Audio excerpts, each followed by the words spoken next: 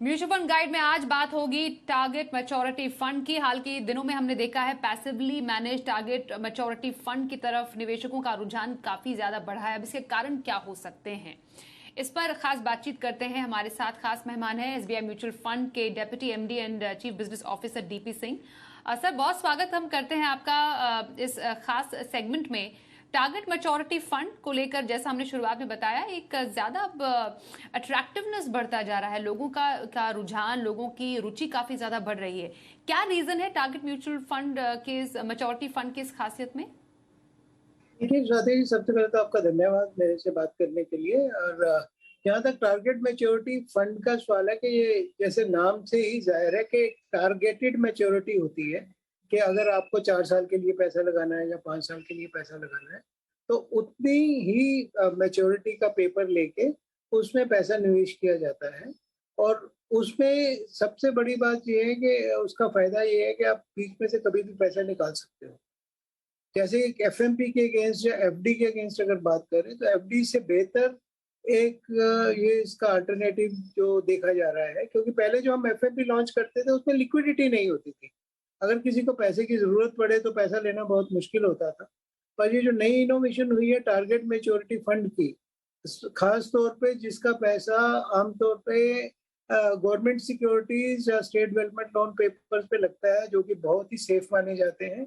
और जो निवेशक है उसको करीब जो एफडी का नॉर्मल रेट मिल रहा है मार्केट में, उससे करीब 100 टू 150 बेसिस पॉइंट, मतलब 1 से 1.5% तक की ज्यादा रिटर्न आने की संभावना रहती है। संभावना क्या, ऑलमोस्ट पक्का ही रहता है, क्योंकि इसमें रेट पता होता है कि वाईटीएम कितना है और फंड का खर्चा कितना है, और निकाल के पूरा निवेशक के खाते में जा सकता है। ये सबसे बड़ी इसमें ये जो लचकीलापन है उसकी वजह से लोगों के बहुत अट्रैक्शन बढ़ रहा है इसमें। डीपी सर, खासियत तो बहुत है, लेकिन जो निवेशक होते हैं वो ये भी देखते हैं कि जिस प्रोडक्ट में वो निवेश करने जा रहे हैं उससे उनको टैक्स का लाभ कितना ज्यादा हो रहा है। आपने एफडी से तुलना किया, आपने एफएमपी का भी यहाँ पर जिक्र किया। जो एक जी। बहुत बड़ी खासियत है, फीचर है टारगेट मैच्योरिटी फंड की, उसमें जो टैक्स बेनिफिट है वो निवेशकों को कैसा रहता है? देखिए, टैक्स बेनिफिट बहुत ज्यादा, आपने बहुत सही सवाल पूछा है इसके बारे में, क्योंकि देखिए अगर जैसे टैक्स लॉज हैं आज की डेट में, अगर कोई निवेशक इसमें 3 साल तक निवेश करके रहता है और उसके बाद जब भी पैसा निकालेगा तो उसको इंडेक्सेशन का बेनिफिट मिलता है। इंडेक्सेशन में आज की डेट में जो मुद्रास्फीति की दर है वो भी थोड़ी बढ़ी हुई है।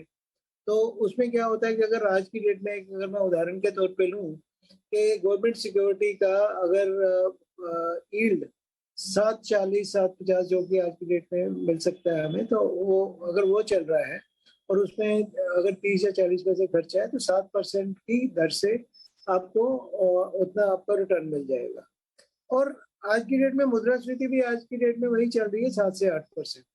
अगर मैं 3 साल तक इसमें पैसा लगा के रखता हूँ और 3 साल के बाद 7% के हिसाब से रिटर्न मिलता है और उतना ही मेरे इन्फ्लेशन का रेट या मुद्रास्फीति का रेट है, तो मेरा टैक्स जो है 0 होता है, तो उसमें कोई टैक्स नहीं लगता। सपोज इन्फ्लेशन 6.5% हो, रिटर्न 7% हो, तो सिर्फ जो 50 पैसा ऊपर का होगा उसी के ऊपर आपको टैक्स लगेगा, वो भी 20%।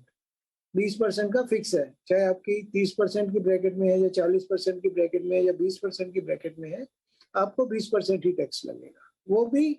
और दूसरा इसमें जो एक बहुत प्रैक्टिकली बहुत बड़ा फायदा है कि इसमें एक्रूवल के ऊपर कोई टैक्स नहीं लगता।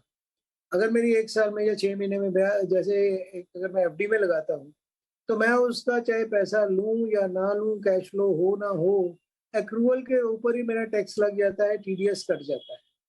म्यूचुअल फंड में कोई टीडीएस का कंसेप्ट नहीं है।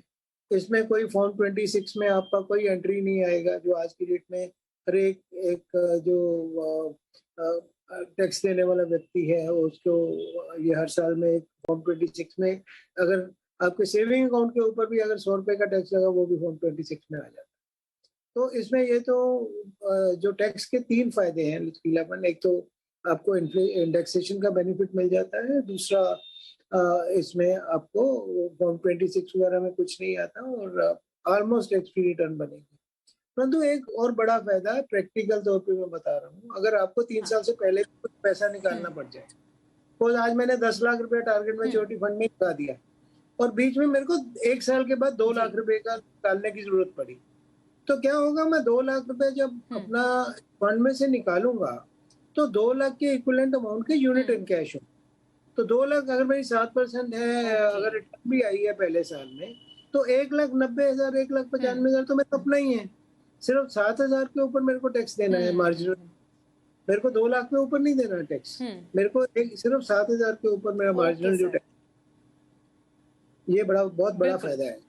Absolutely sir. और तो फायदे बहुत है टारगेट मैच्योरिटी फंड के, और जैसा आपने बताया कि ऊंची ब्याज दर पर निवेश लॉक इन करने का मौका निवेशकों के पास होता है, ऊंची ब्याज दरों के दौर में भी है, तो ये एक अच्छा मौका हो सकता है आपके लिए पोर्टफोलियो में टारगेट मैच्योरिटी फंड शामिल करने का।